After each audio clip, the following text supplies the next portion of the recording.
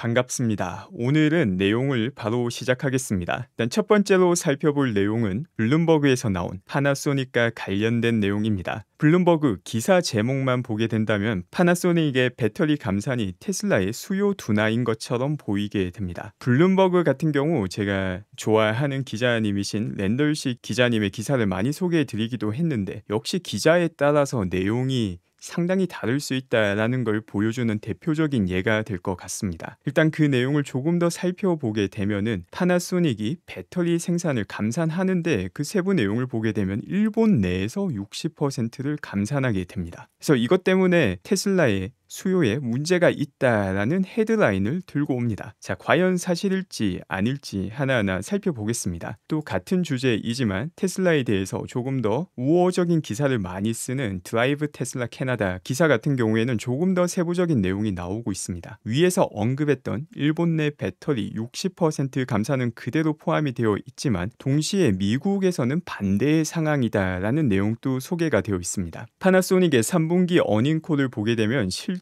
일본 내에서 감산이 진행된 것은 분명 맞습니다. 그리고 그 감산에 포함되어 있는 배터리 중 하나가 18650이고 이 배터리는 모델 S와 X에 사용되는 배터리가 맞기도 합니다. 그런데 똑같은 어닝콜에서 나온 발언인데 여기서의 발언을 보게 되면 아주 재미난 내용이 있죠. 일본에서의 생산량 회복은 미국과 같은 성장을 볼 것이라고 예상하지 않는다. 미국에서는 오히려 성장할 것이다 라고 보고 있는 겁니다. 그럼 일본 내부에서 생산하는 배터리와 미국에서 생산하는 파나소닉 배터리 과연 어떤 게 더 비중이 클지 그 내용도 살펴보겠습니다. 지금 보시는 자료는 트로이 테슬라이크님께서 잘 정리해 주신 내용인데, 앞서 살펴봤다시피 일본에서 생산하는 파나소닉 배터리는 18650으로서 모델 S와 X용 배터리입니다. 요거 감산 자체는 이제 안 좋은 내용이 분명 맞습니다. 그럼 테슬라 전체로 봤을 때 S와 X가 차지하는 비중이 얼마일까? 매출 혹은 마진에서 혹은 순이익에서 3와 Y가 압도적입니다. 95% 이상이 될 수도 있는 게 3와 Y인데, 이 3와 Y를 만드는 미국 시장 엄청나게 많죠. 이 파나소닉 NA가 전부 다 미국 시장입니다. 여기서는 성장을 예상하지만 일본 내에서는 감소가 예상이 된다라고 말을 했는데, 훨씬 더 큰 덩어리에서 성장하고 조그만한 부분에서 감산을 하겠다. 이게 안 좋은 뉴스일까?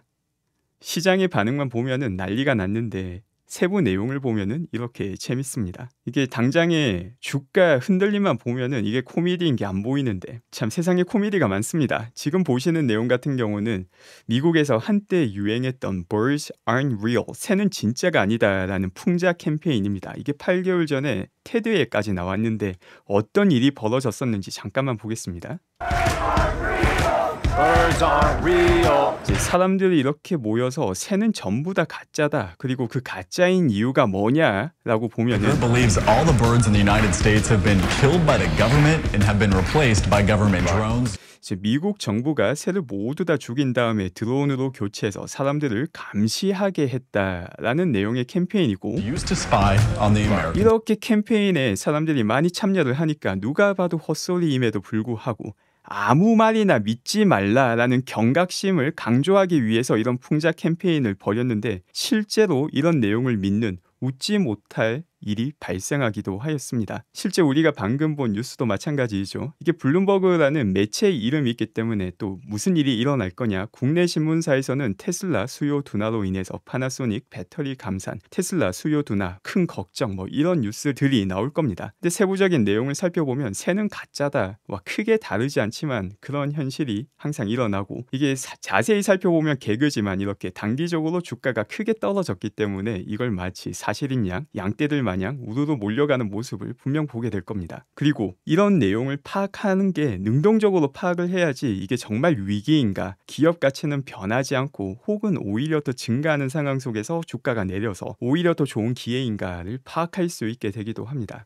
이제 그 다음 내용도 조금 살펴보면 홀머스 카탈로그 씨께서도 새는 가짜다 캠페인을 테슬라 커뮤니티 내에서 자주 벌이고 있습니다. 왜냐하면 너무 헤드라인만 보고 사람들이 직접 판단을 안 하고 양떼마냥 몰려다니면서 들려주는 이야기를 너무 믿는 경향이 있기 때문입니다. 그래서 그중 하나가 포드 F-150에서 오토파일럿을 사용한다라는 내용을 올렸는데, 물론 이것도 새는 가짜다 식이지만 실제 믿는 분들도 꽤 많았던 것 같습니다. 왜냐하면 이게 가능성 가능성이 없는 것은 아니니까. 하지만 만약 이게 실제로 일어나는 일이었다면 훨씬 더 포드 측에서도 이야기를 하고 테슬라 측에서도 이야기를 할 테지만 그런 일은 일어나지 않았죠. 또 비슷하게 사이버 트럭의 가격을 이제 3달러로 표시한 내용을 올리기도 하셨는데 뭐 이거를 믿는 사람은 없었겠지만 항상 어디에 기사가 올라왔다, 누가 말을 했다, 이게 중요한 게 아니라 직접 사실관계를 파악하는 게 중요한 것입니다. 자, 그 다음은 BYD 관련 내용으로 넘어가겠습니다. BYD 같은 경우 이번에 손익만 보게 된다면 이번 분기 최고 기록을 세웠습니다. 그리고 매출도 마찬가지로 최고 기록이고 거기에 마진까지 최고 기록을 세움으로써 거의 최고 기록이죠. 엄청나게 좋은 성적을 보여줍니다. 그래서 이걸 통해서 우리가 알 수 있는 것도 있고 주의해야 되는 것 두 가지를 살펴볼 건데, 일단 경기가 좋지 않을 때 저가형 모델이 훨씬 더 큰 이득을 본다라는 내용을 다시 한번 확인할 수 있고, 이거는 케이스 스터디로도 상당히 유명한데 항공사에서도 경기가 좋지 않을 때 저가형 항공사가 살아남으며 이득이 커지고, 좀 럭셔리 항공사 같은 경우는 경기가 좋을 때는 훨씬 더 마진이 높지만 경기 침체에서 큰 타격을 입는다라는 거 역시 잘 알려져 있고, 똑같이 전기차 시장에도 적용이 되는 걸 볼 수 있습니다. 마찬가지로 국가 단위에서도 경기가 좋지 않을 때 가장 먼저 타격을 입는 게 이 관광산업, 투어리즘이 활발한 국가들이죠. 그래서 테슬라 같은 경우도 이걸 보면은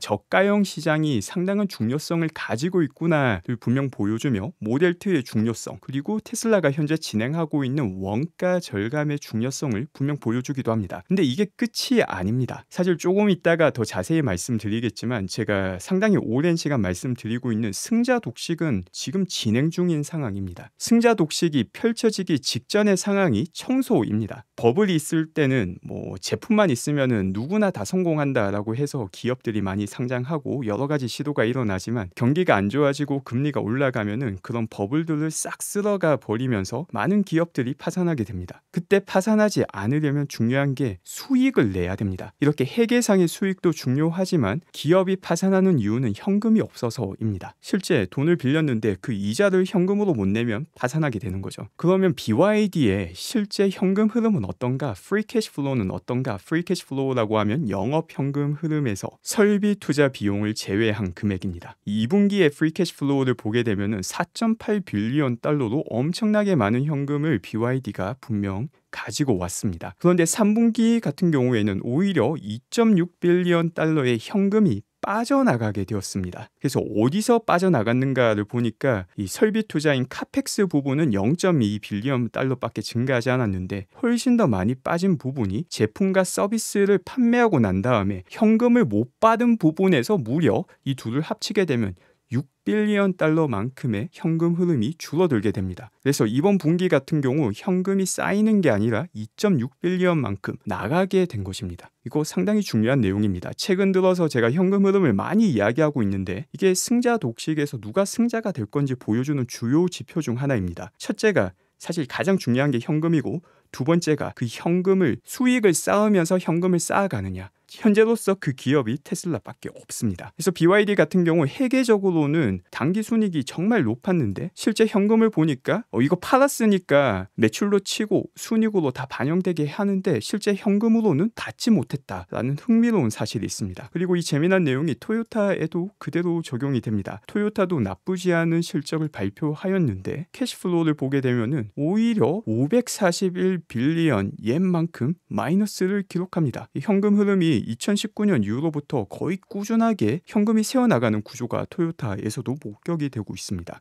궁극적으로 이런 현금 흐름이 빠져나가는 기간 동안 충분한 현금을 보유해서 크게 상관이 없다, 미래에 어차피 다 받을 수 있을 돈이다 라고 하면 괜찮은데, 만약 못 받게 될 가능성 혹은 현금이 부족한 경우에는 파산 가능성이 실존하는 위협이 되는 것입니다. 자, 그 밖에 게리 블랙 씨께서 공유해 주신 내용인데, 온세미라는 세마이컨덕터 반도체 기업과 관련된 내용입니다. 이 기업 같은 경우는 전 세계 50% 전기차에 필요 반도체를 납품하는 기업인데 가이던스를 무려 18%나 낮게 잡았습니다. 이 말은 전기차 시장에서 많은 제조사들이 전기차 제조 생산량을 줄이겠다라는 신호로 받아들여지게 되었고, 또 전기차 부분에서 많은 피해를 오늘 입게 된 것이죠. 근데 역시 중요한 거는 앞서 말씀드린 것처럼 승자 독식 앞에 청소 구간이 지금 구간입니다. 테슬라는 판매하면서 수익을 내고 있고 실제 현금 흐름도 받아들이는 기업입니다. 남들이 죽을 때 같이 죽는 게 아니라 지금 상황에서도 수익을 내고 있고 청소가 끝나고 나면은 깨끗해진 시장을 독식할 수 있는 기업인데 시장은 함께 디스카운트를 하고 있는 상황입니다. 이런 상황에서 중요한 거는 단기 주가가 이 기업 본질의 변화에 의해서 발생한 것인가, 노이즈인가, 기업 가치 대비 이 뉴스가 의미 있는 것인가 아닌가를 판단해야 되는데, 이걸 판단해 보면은 오히려 더 좋은 상황인데, 미래에 깨끗해진 시장을 먹을 수 있는 게 테슬라인데 주가가 내렸다, 기회임을 보여주는 내용이죠. 네, 그 다음에는 UAW와 관련된 내용도 살펴보겠습니다. 드디어 UAW 파업이 모두 다 마무리가 되었습니다. GM과도 협상이 이루어졌습니다.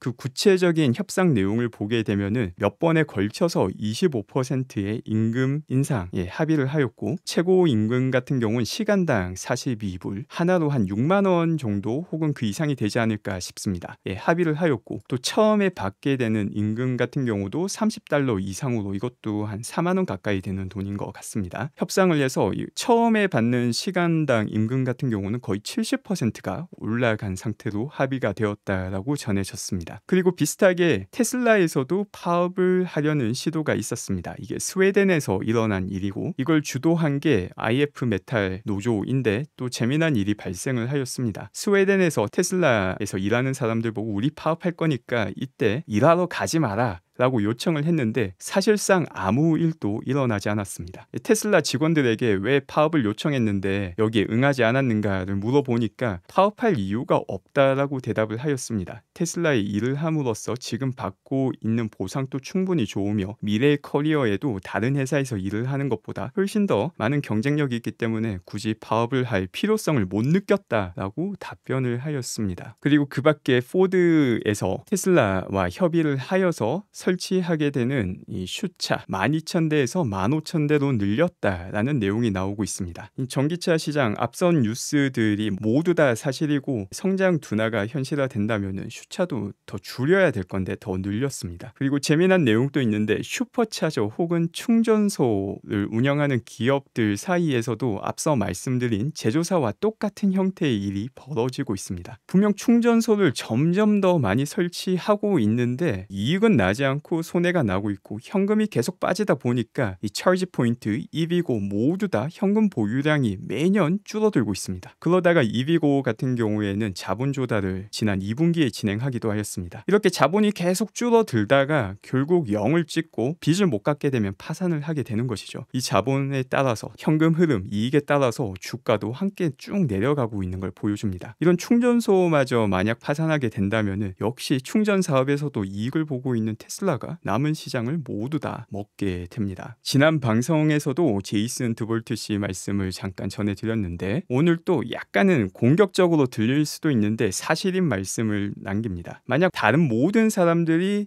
테슬라를 매도하기 때문에 테슬라를 매도했다면 축하드립니다. 왜냐하면 어차피 장기 투자에 성공하실 수 없는 길을 가고 있기 때문에 빨리 파는 게 오히려 더 도움이 될 수도 있습니다 라는 의견을 남깁니다. 근데 이게 정말 비꼬는 말이 아니라 밑에 추가로 말씀을 하시기도 하는데, 테슬라를 오랫동안 적립하는 사람들은 그렇게 적립을 할 수 있는 자격을 갖춘 사람이기 때문입니다. 그렇지 않더라도 그건 괜찮은데 그 자격을 갖추는 게 결코 쉽지 않다라는 이야기를 하는 것이죠. 장기 투자가 쉽지 않은 이유입니다. 오늘 소개해드린 뉴스처럼 헤드라인만 보면은 무슨 난리가 난 것처럼 보이는데 세부 내용을 살펴보니 전혀 현실과 괴리되어 있는 내용이 많음에도 불구하고 주가가 내려가니까 이를 정당화시키고 또 주가 내려가는 것만 이해가 되는 사람들이 많다 보니까 그 양떼 속에 숨어서 같이 욕하기 좋은 환경이기도 합니다. 하지만 이를 꿰뚫어 볼 때 또 분명 단기적으로는 조금 가슴 아프지만 특히 200이라는 숫자의 2가 아무 의미 없는 거지만 또 사람이다 보니까 좀 상징적으로 느껴질 수도 있습니다. 솔직히 저도 조금 그렇고 뭐 어디까지 떨어질지 모르겠지만 지금이 좋은 기회 구간이고 1년 지나고, 아니 사실 지금 분위기가 좋지 않지만 2024년만 돼도 분위기가 확 바뀔 가능성이 아주 큽니다. 미국에서 시행되는 $7,500 즉시 감소, 원래는 $7,500만큼 낼 세금이 있어야 되고 연말에 정산 받는 거였는데 자동차를 구매하자마자 할인을 받고 그에 따라서 할부금 자체가 줄어드는 거는 상당히 큰 역할을 하게 되죠. 그래서 지금 2달밖에 남지 않았는데 지금 시점에서는 주가도 내려가고 뭐 온갖 안 좋은 뉴스 나오고 망할 것처럼 이야기하지만 바로 2024년 1월 1일 혹은 그 전부터 또 7,500불이 재조명 받으면서 분위기가 금세 반전되는 게 또 시장의 습성이기도 합니다. 네, 오늘 제가 준비한 내용은 여기까지고 함께 해주신 분들 감사드립니다.